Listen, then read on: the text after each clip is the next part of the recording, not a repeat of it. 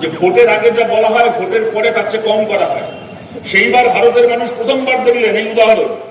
ম্যানিফেস্টোয় বলা হয়েছিল 8 ক্লাস পর্যন্ত, ক্লাস 8 পর্যন্ত শিক্ষা ফ্রি হবে। আগামী দিনে ওটাকে এগিয়ে নিয়ে গিয়ে পশ্চিমবাংলার বিশ্ববিদ্যালয়ে মাস্টার ডিগ্রি পর্যন্ত পড়াশোনা আমরা সম্পূর্ণ বিনামূল্যে করতে চাই। বাংলার ছেলেমেয়েরা মাস্টার ডিগ্রি পর্যন্ত পশ্চিমবাংলার স্কুলে কলেজে বিনা পয়সায় পড়াশোনা করবে এবং তাদের বাংলার ছেলেমেয়েদের পা থাক মাটিতে, মাথা আকাশকে স্পর্শ করুক। ৭৭ সালের আগে যখন বামপন্থীরা বাংলায় লড়াই করত, আমাদের দাবি ছিল 8 ক্লাস পর্যন্ত, ক্লাস 8 পর্যন্ত পশ্চিমবাংলায় পড়াশোনাকে বিনামূল্যে করতে হবে।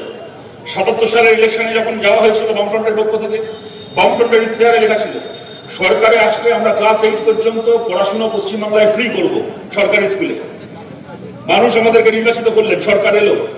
আমাদের দেশের মানুষ জানতেন তার আগে অবধি যে ভোটের আগে যা বলা হয় ভোটের পরে তার চেয়ে কম করা হয়।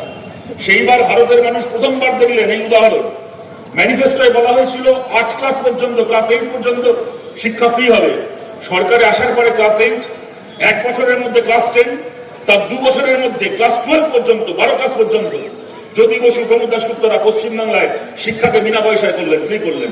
আর আমরা বলছি ওই অবধি এর আগে সরকার করে গেছিল। আমাদের এর পরের লক্ষ্য যদি আপনাদের আশীর্বাদে আমরা সেই জায়গায় পৌঁছই, তাহলে পশ্চিমবাংলার সরকারি স্কুলে 12 ক্লাস পর্যন্ত পড়াশোনা এখন ফ্রি। আগামী দিনে ওটাকে এগিয়ে নিয়ে গিয়ে পশ্চিমবাংলার বিশ্ববিদ্যালয়ে মাস্টার ডিগ্রি পর্যন্ত পড়াশোনা আমরা সম্পূর্ণ বিনামূল্যে করতে চাই। বাংলার ছেলেমেয়েরা মাস্টার ডিগ্রি পর্যন্ত পশ্চিমবাংলার স্কুলে কলেজে বিনা পয়সায় পড়াশোনা করবে এবং তাদের বাংলার ছেলেমেয়েদের পা থাক মাটিতে, মাথা আকাশকে স্পর্শ করুক। রাজ্যের সরকার, রাজ্যের পরিকাঠামো তাদের পাশে থাকবে। এই লক্ষ্যগুলোকে নিয়ে আমরা লড়াই করছি। এই লড়াই সফল হওয়ার জন্য খালি যারা এর আগে আমাদের সঙ্গে থেকেছেন তারা নয়, যারা এর আগে আমাদের সঙ্গে থাকেন তাদেরকেও আমাদের পাশে চাই।